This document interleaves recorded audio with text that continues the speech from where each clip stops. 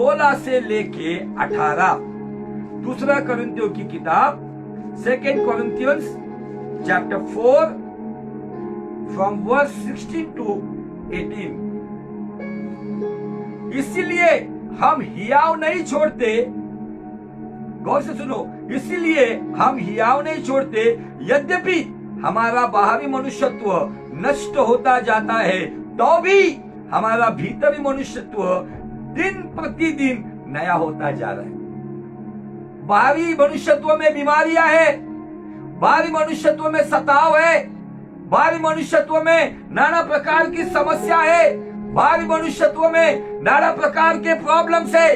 लेकिन क्या कहता है पौलुस, हम हियाव नहीं छोड़ते, भले बाहर शरीर में बीमारियां है, प्रॉब्लम है, फाइनेंशियल प्रॉब्लम है, लेकिन हम हियाव इसलिए नहीं छोड़ते, इसीलिए हमारा आंतरिक मनुष्यत्व, हमारा इनर मैन दिन ब दिन नया हो रहा है, न्यू ब्रांड।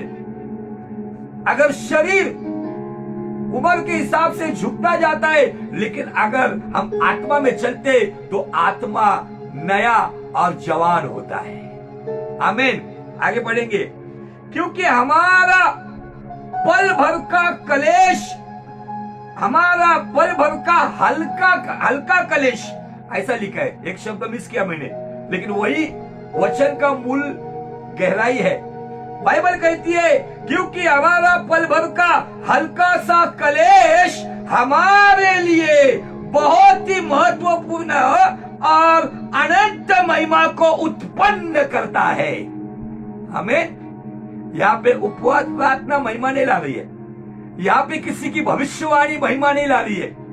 अगर हिंदी में इसको महिमा उत्पन्न कहा गया है, लेकिन वास्तविक इंग्लिश भाषांतर में वहां पे लिखा है weight of glory, produce weight of glory. मतलब क्या होता है उसका पता है? महिमा का वजनदार बोझ उत्पन्न करता है। अगर आपके जीवन में कलेश है और उस कलेश में अगर आप हियाव नहीं छोड़ते हो, तो ये पल भर का और हल्का सा कलेश आपके जीवन में महिमा नहीं लाएगा, तो महिमा का बोझ आएगा। जब महिमा का बोझ आएगा तो समस्या का बोझ चला जाएगा। आमीन। आज ये बातें समझने के लिए आपको आपके हृदय की तैयारी करनी होगी। हम कुड़कुड़ाते हैं, ये प्रॉब्लम क्यों? अरे जब प्रॉब्लम आएगा ना, अरे जब बीमारी आएगी ना, समस्या आएगी ना, उस समस्या में आनंद करो, क्योंकि यही समस्या, यही कलेश, यही संकट, यही प्रॉब्लम, यही बीमारी मेरे जीवन में महिमा नहीं तो महिमा का बोझ लेकर आएगा। आमीन। अभी महिमा के साथ महिमा का बोझ जब आएगा, तो बोझ के साथ आने वाली महिमा, वो वजनदार महिमा, उसके सामने अगर पर्वत थरथराते हैं, उसकी हुजूरी में पर्वत मोम के नाई पिघल जाते हैं, ऐसी कोई समस्या आपके सामने रुक नहीं जाएगी अगर आपके जीवन में महिमा का बोझ है।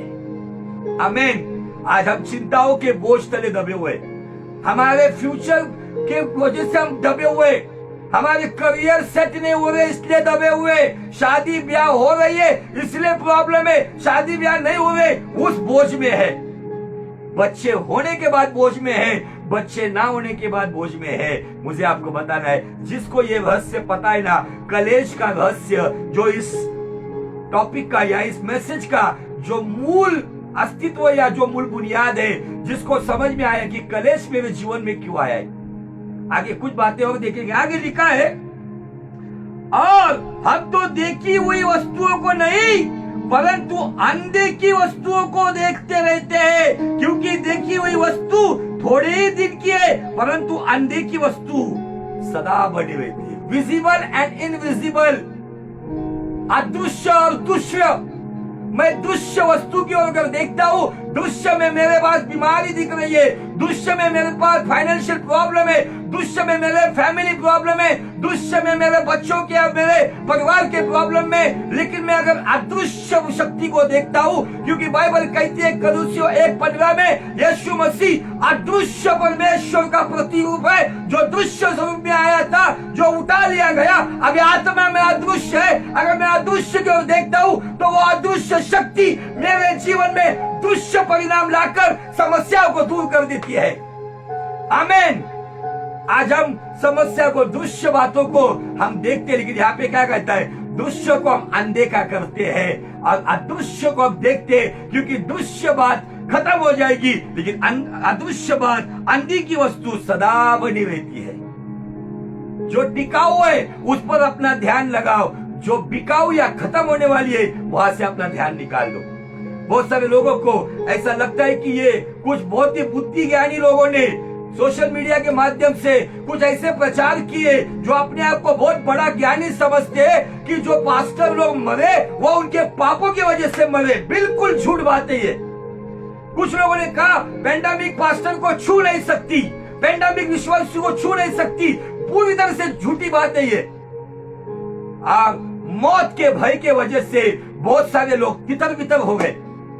मुझे आपको बताना है, एक उद्धार पाए हुए मसीह को मौत डरती नहीं है, मौत उसको डराती नहीं है, तो मौत उससे डरती है। आमीन। आज संसार के पास मौत के बाद जवाब नहीं है, लेकिन मसीह यीशु पे ईमान रखने के द्वारा मौत के बाद सही जीवन की शुरुआत है। आमीन। अगर हमारे जीवन में हम अगर जिंदा है, इसका मतलब हम कुछ अलग काम किए हैं। कुछ लोग चले गए, इसका मतलब वो पापी है। ये न्याय करने वाले हम लोग नहीं है।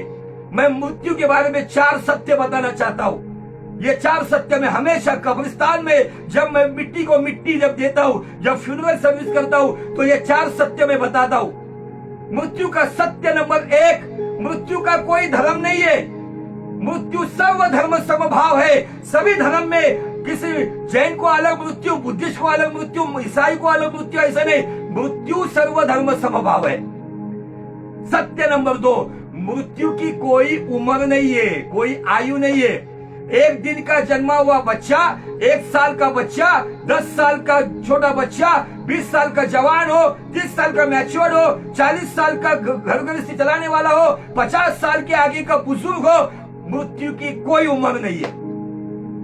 तीसरा सत्य, मृत्यु का कोई ठिकाना नहीं है। हालेलुया। मृत्यु का कोई ठिकाना नहीं है। कोई कहीं पर भी मृत्यु उसको आ सकती है। कोई एक्सीडेंटली जा सकता है, कोई कहीं पर भी जा सकता है, कोई किसी भी जगह पर मर सकता है। कोई भी ठिकाना नहीं है। और चौथा सत्य यह है, मृत्यु का कोई कारण नहीं है। 3 माली की बिल्डिंग से गिरकर कोई जिंदा रहता है, लेकिन बाथरूम में फिसल कर वो वही मरता है।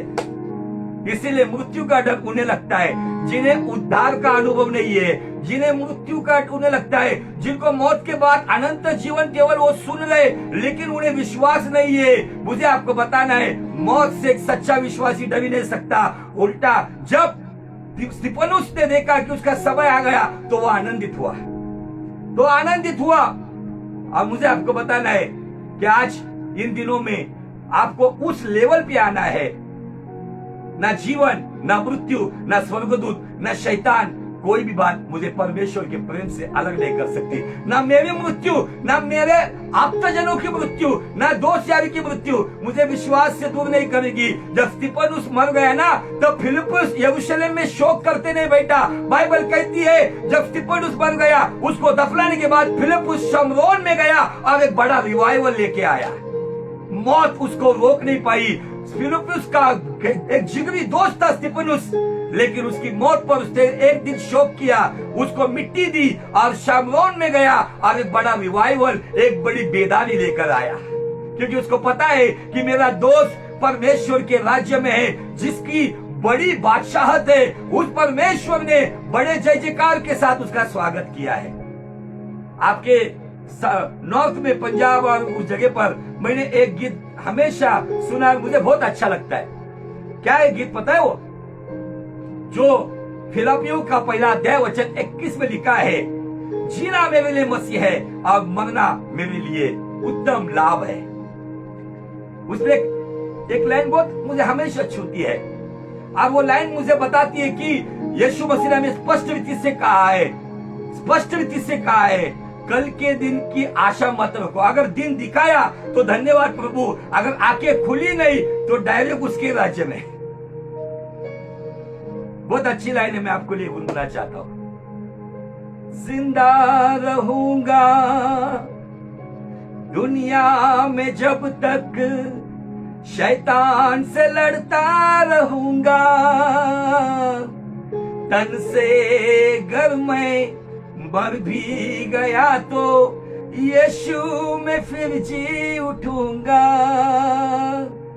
जिंदा रहूंगा दुनिया में जब तक शैतान से लड़ता रहूंगा, तन से गर मैं मर भी गया तो यीशु में फिर जी उठूंगा, उसके संग चलना है, अनंत जीवन पाना है, उसके संग चलना है, अनंत जीवन पाना है, हर एक सांस उसकी है, हर धड़कन उसकी महिमा है, हर एक सांस उसकी है, हर धड़कन उसकी महिमा है, जीना मेरा मसीहा है, मरना उसको पाना है, जीना मेरा मसीहा है, मरना उसको पाना है। आप कहेंगे पास्टर जी ये मरने की बात क्यों कर रहे हो, जीवन की बात करो। अरे निश्चय, अगर सुबह मेरी आंखें खुलती है तो मैं धन्यवाद देता हूं कि आपने मुझे लायक समझा, अनुग्रह करके ये दिन दिखाया। इसलिए आज का दिन परमेश्वर के नाम से नेहमिया ने कहा उसे पवित्र मानो और मायूसी को हटाकर आनंदित हो जाओ। आमीन, हालेलुया। बहुत सारे लोगों ने गलत बातों के द्वारा कहीं ना कहीं मसीहत में गड़बड़ी पैदा की। मुझे आपको बताना है, मृत्यु धर्मी को भी आती है, मृत्यु अधर्मी पापी को भी आती है। परमेश्वर अगर पहाड़ी के प्रवचन में यीशु मसीह कहता है कि वो धर्मी के और अधर्मी के खेत में सूरज उगाता है और बारिश भी भेजता है, तो हम कौन लग के गए कि ये पास्टर या ये विश्वासी पापी था इसलिए पेंडेमिक में चला गया। मुझे आपको एक ही बात बताना है, हर एक की आयु परमेश्वर ने तय की हुई है। कौन कितने साल जिएगा, कौन कितने साल तक पृथ्वी पे रहेगा, कौन कैसे मृत्यु पाएगा, हर एक का लेखा जोखा बनाया हुआ है। पता नहीं कल हो ना हो, लेकिन एक बात पता है कि मौत के आगे हमारे लिए जीत है। आमीन। पुनरुत्थान का सामर्थ्य, पुनरुत्थान की जीवित आशा मुझे मसीह के साथ मेरा संगम करती है। इसलिए हम इस जीवन में है, जिंदा है, इसका घमंड ना करें। अगर ये दिन दिया है, अगर हम कलेश में हो या अच्छी परिस्थिति में हो, फिर भी हम खुदावंद को धन्यवाद और स्तुति देते रहे। ये जो धन्यवाद का गीत हमने गाया, उसमें एक लाइन क्या आती है, योग्यता से बढ़कर। तुम्हारी मेरी योग्यता नहीं उस खुदावंद की सेवा करने की, वो उसका रहम करम है, इसलिए हम उसकी सेवकाई कर रहे। ये उसका अनुग्रह है, इसलिए हम इस धरती पर जिंदा है।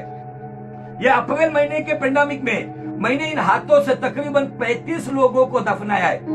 मुझे पता है क्या हालत थी परिवारों की, लेकिन मैंने उन परिवारों को इसी वचन के द्वारा सांत्वना दी।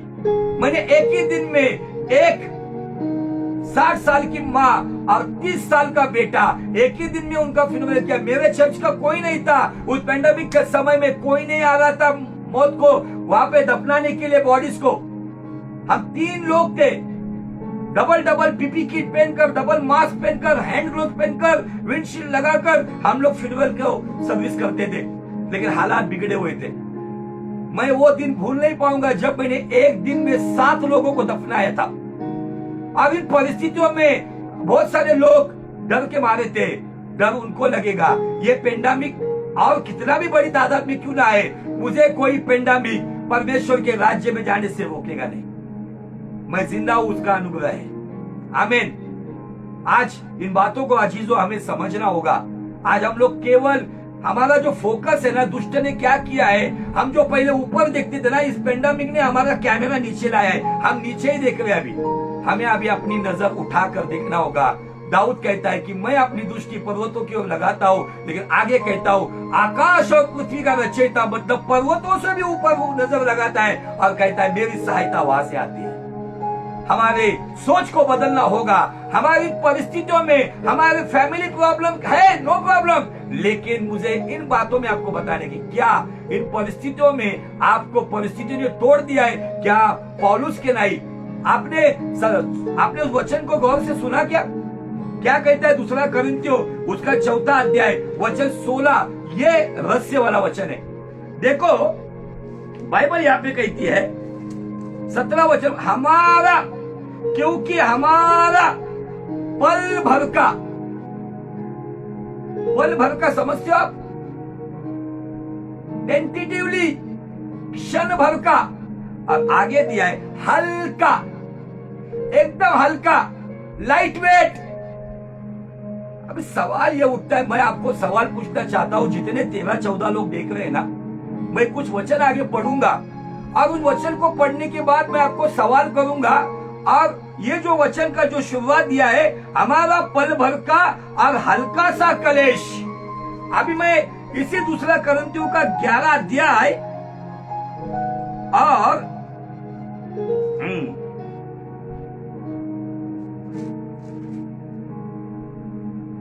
प्रेरित के जो भी परिस्थिति उसके जीवन में आई उसके बारे में वो कुछ कहता है, और उस बातों को समझकर हम आगे चलेंगे। एक ही मिनट, हालेलुया। थोड़ा हिंदी मराठी कंटिन्यू होता है तो थोड़ा सा समझ आ।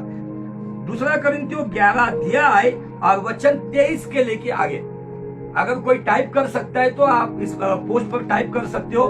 दूसरा कोरिन्थियों का किताब 11 अध्याय 23 वचन से आगे क्या कहता है देखो, क्या वे ही मसीह के सेवक है? मैं पागल के समान कहता हूं, मैं उनसे बढ़कर हूं। अधिक परिश्रम करने में, बार बार कैद होने में, कोड़े खाने में, बार बार मृत्यु के जोखिम में। 5 बार मैंने यहूदियों के हाथ से 39 कोड़े खाए। 3 बार मैंने बेते खाई है। 1 बार मुझ पर पथराव किया गया। 3 बार जहाज जिन पर मैं चढ़ा था टूट गए।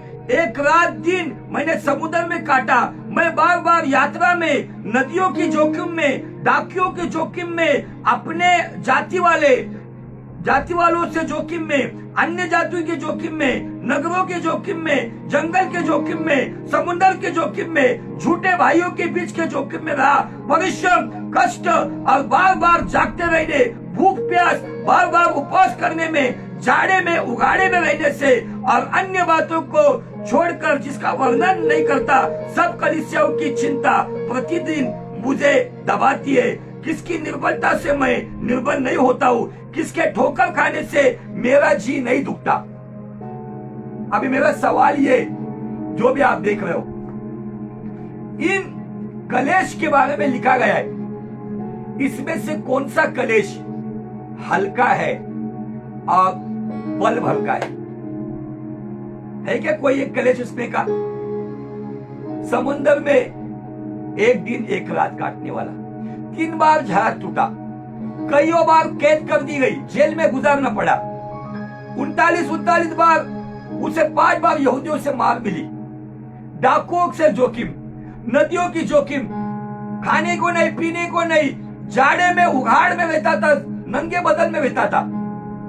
ऐसी परिस्थितियों से गुजरने वाला संत पौलुस कहता है, हम पर आने वाला पल भर का हल्का सा कलेश हमारे लिए परमेश्वर की अनंत महिमा को उत्पन्न करता। उत्पन्न करना मतलब पैदा करना।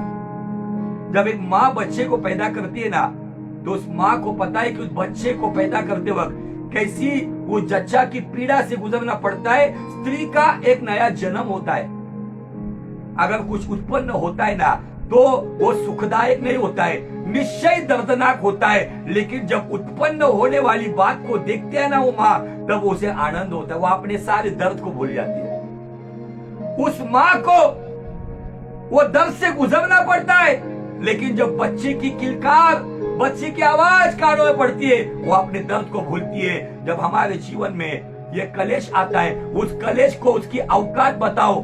तू पल भर का है, क्योंकि मेरा खुदावन अनंत काल का है। हे तू हल्का है, क्योंकि मेरा परमेश्वर ही जो ऑलमाइटी गॉड, सर्वसमर्थ परमेश्वर, उसके सामने तेरा वजन हल्का है। ये मत कहो खुदा से मेरी मुश्किलें बड़ी है, उन मुश्किलों को कह दो मेरा खुदा बड़ा है।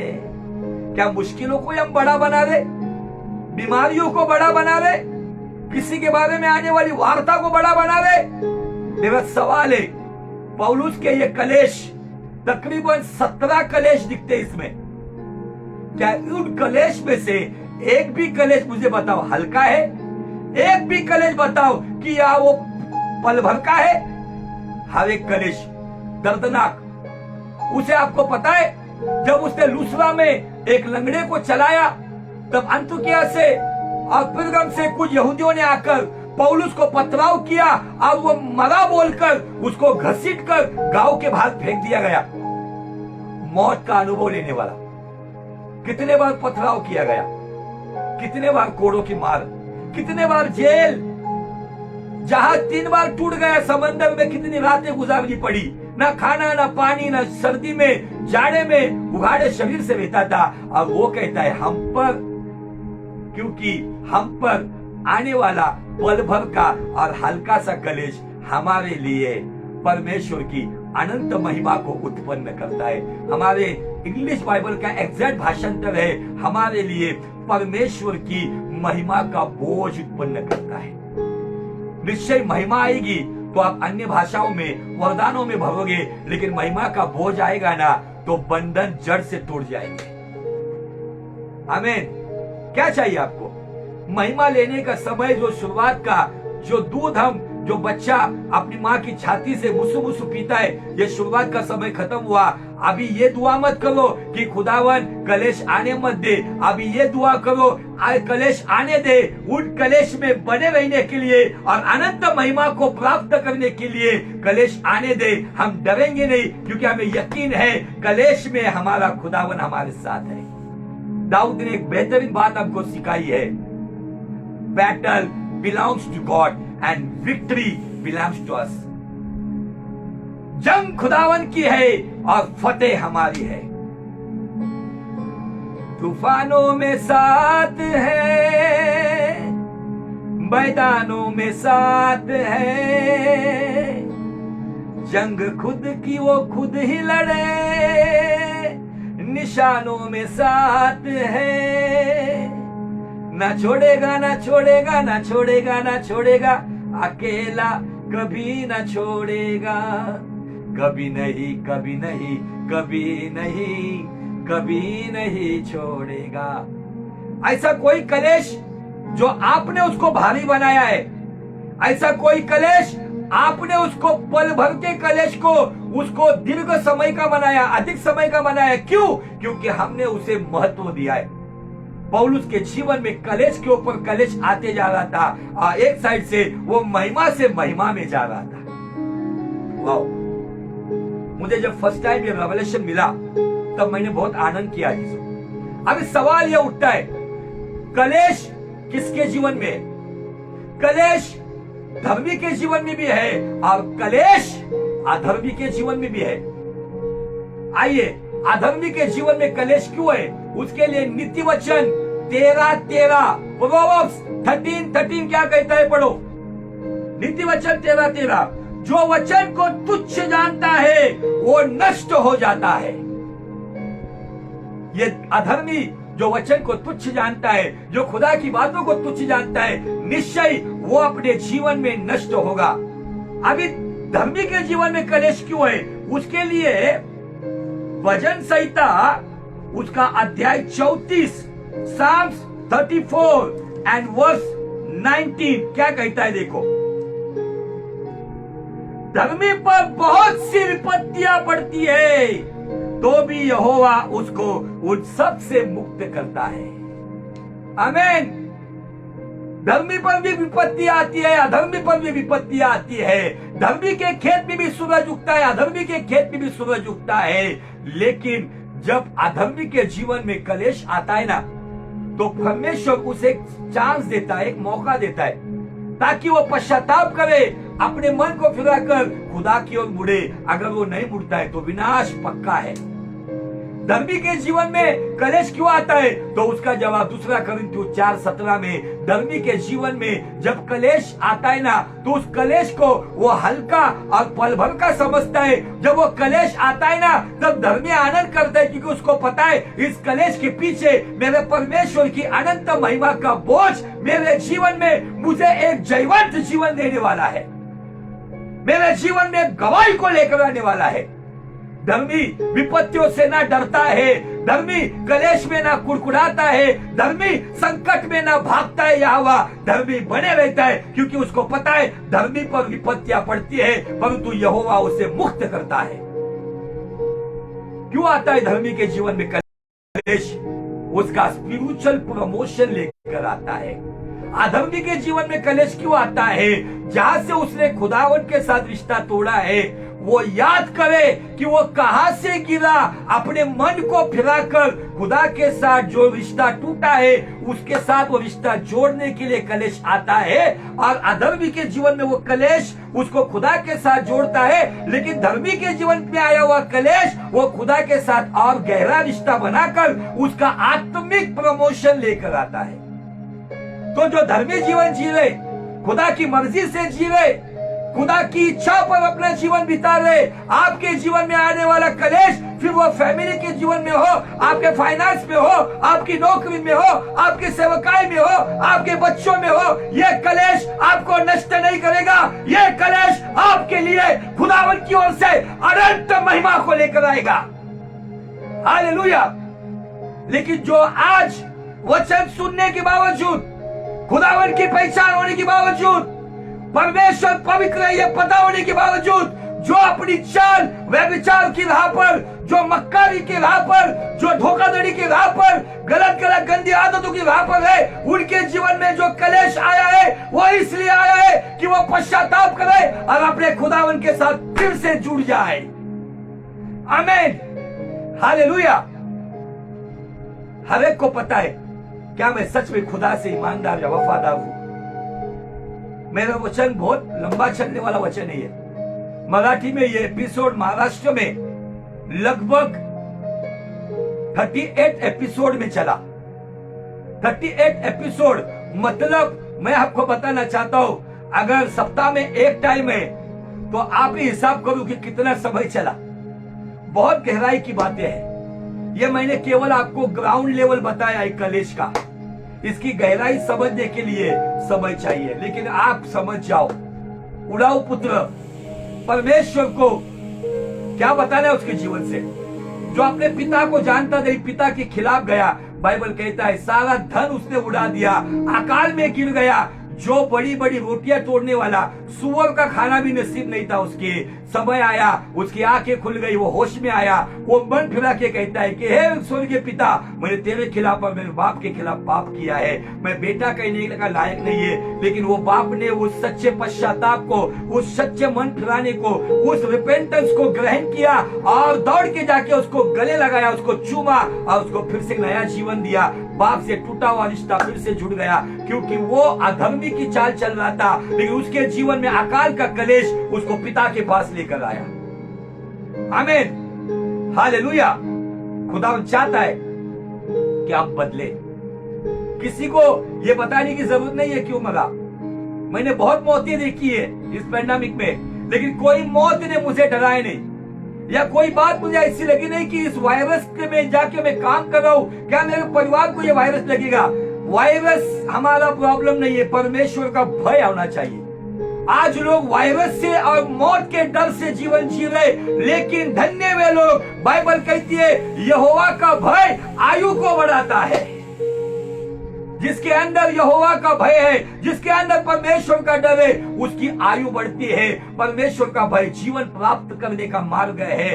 परमेश्वर का भय और नम्रता, धन, सम्मान और जीवन हमें देता है। परमेश्वर का भय मौत के बंधनों को तोड़ देता है। हमें वायरस का भय नहीं चाहिए, हमें परमेश्वर का भय चाहिए कि मैं क्या कर रहा हूँ। जो भय उसके अंदर था, जिसका नाम यूसुफ, उसकी जो मालकिन कह रही थी, लेकिन वो कहता है कि तेरे घर में भले ही कोई नहीं है, हमें कोई नहीं देखेगा, लेकिन उसकी आंखें मुझे और देख रही है, उसकी दृष्टि में मुझे गुनाहगार नहीं बनना है। वो भय अगर आपके अंदर है ना, तो पेंडेमिक से मौत आए या ना आए, लेकिन एक बात पक्की है, खुदा के राज्य में आपका अलग स्थान होगा। हालेलुया। मसीह में मरने वाले मरते नहीं है, तो वो केवल अपना एड्रेस बदलते हैं। आज हमारा एड्रेस जो भी होगा पृथ्वी पर, लेकिन जो मसीह में सो जाते ना, उनका एड्रेस, संसार का एड्रेस, आत्मिक संसार का एड्रेस बन जाता है। कुछ लोग कब्रिस्तान में वो गाना बहुत अच्छा गाते, लेकिन जब परिस्थितियां आती है ना, तब तितर बितर हो जाती है। कौन सा गाना? सियोन देश का गाना। ये गाना कब्रिस्तान में क्यों गाता है मुझे समझ में नहीं आता। ये कब्रिस्तान में गाने का गाना नहीं है, ये गाना हमारे रोजमर्रा जिंदगी का होना चाहिए, आराधना में होना चाहिए। उसकी एक लाइन बहुत अच्छी लगती है। क्या लाइन है वो? मुझे थोड़ा अरसा हो गया वो गीत गाते हुए। मन ना लगाओ यहां, जाना है हमको वहां, यीशु जल्द आता है हमको लेने के लिए। ये मन यहां नहीं लगाना है। मेरे कलीसिया में कुछ ऐसे लोग हैं जिनके ना कोई आगे ना पीछे, अकेले रहने वाले भी लोग हैं, लेकिन मसीह में बहुत आनंदित है, क्योंकि मसीह में हमें जीवित आशा मिलती है। और जो लोग समझते हैं ना, सेवक बीमार नहीं गिरते हैं, सेवकों के जीवन में बीमारियां नहीं आती है। जिसने मुर्दों को जिलाया, जिसने बाइबल के उन 14 पत्रों को लिखा, वो अपने जीवन में कुछ बात कहता है। क्या कहता है वो? आइए उस वचन को पढ़ेंगे।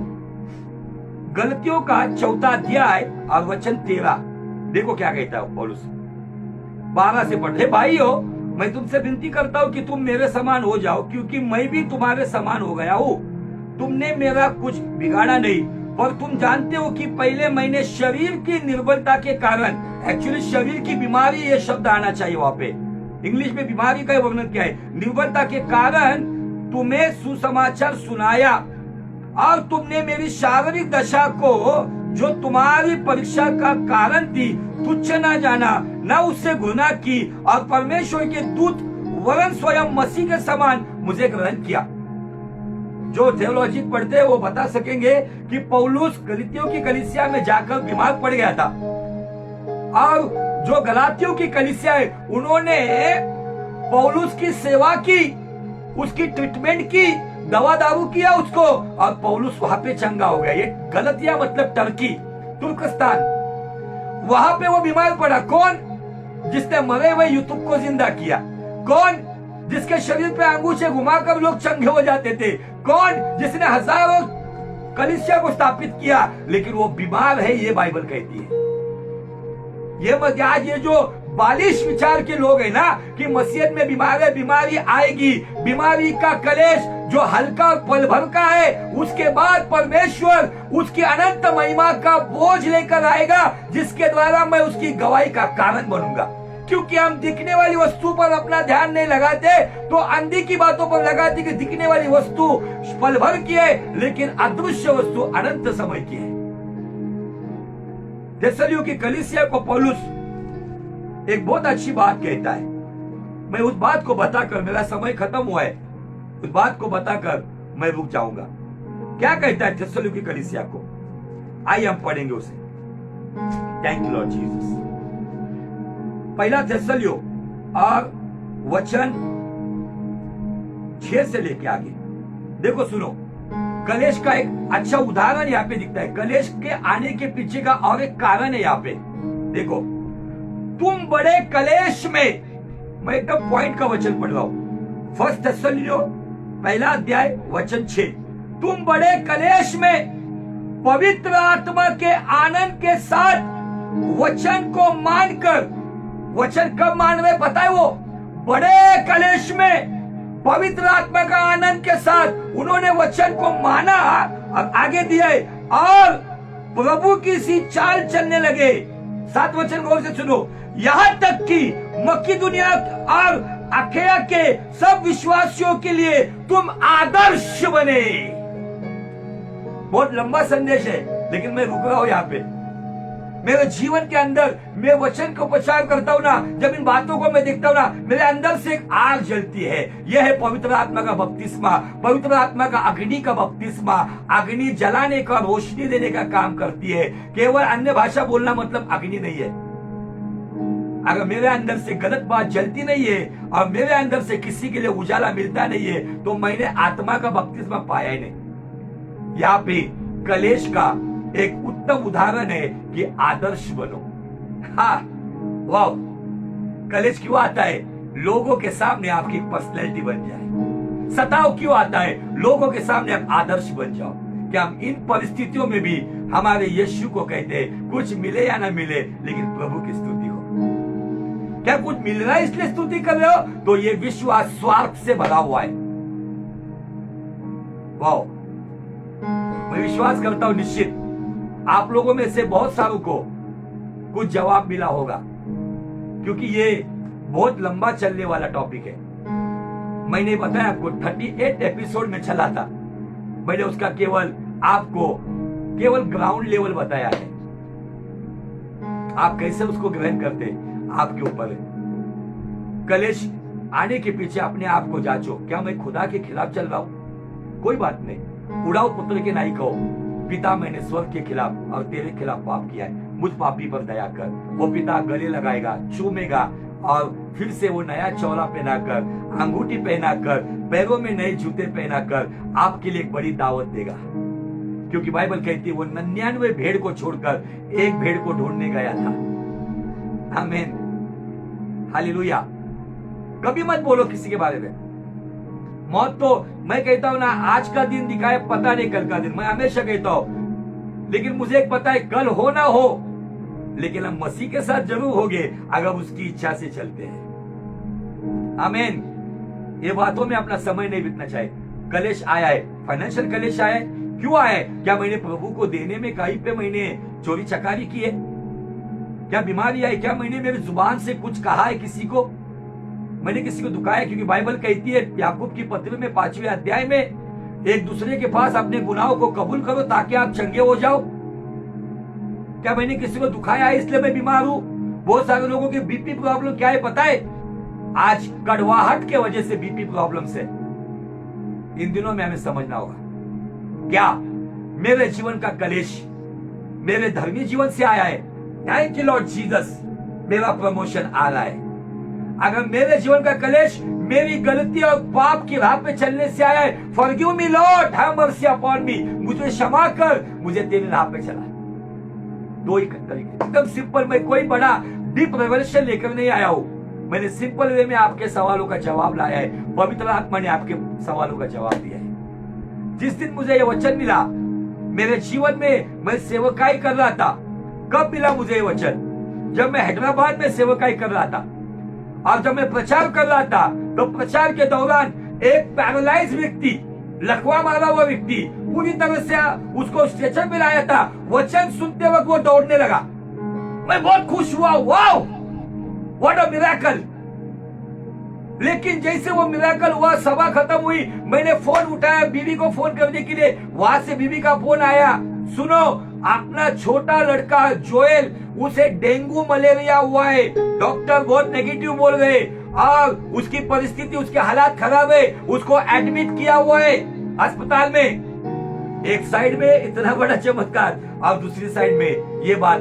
तब उस दौरान खुदा ने मुझसे बात की, ये कलेश तेरे जीवन में क्यों आया है कि बहुत जल्दी तेरे जीवन में, अगर तू धर्मी जीवन जी रहा है तो मेरी अनंत महिमा तुझ में उत्पन्न होगी।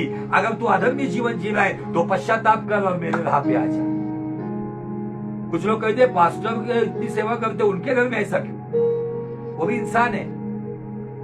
उस व्यक्ति, उस पास्टर ने भी देखना चाहिए कि क्या मेरा जीवन खुदा के साथ वफादार है, तो उसके बाद आने वाला कलेश मेरा प्रमोशन लेकर आ रहा है। अगर कहीं पे गलत है तो पश्चाताप करते हुए पिता के साथ जुड़ना है। धर्मी के जीवन का कलेश खुदा से जोड़ता है, धर्मी का जीवन का कलेश खुदा की महिमा को प्रकट करता है। अधर्मी के जीवन का कलेश खुदा से जोड़ता है।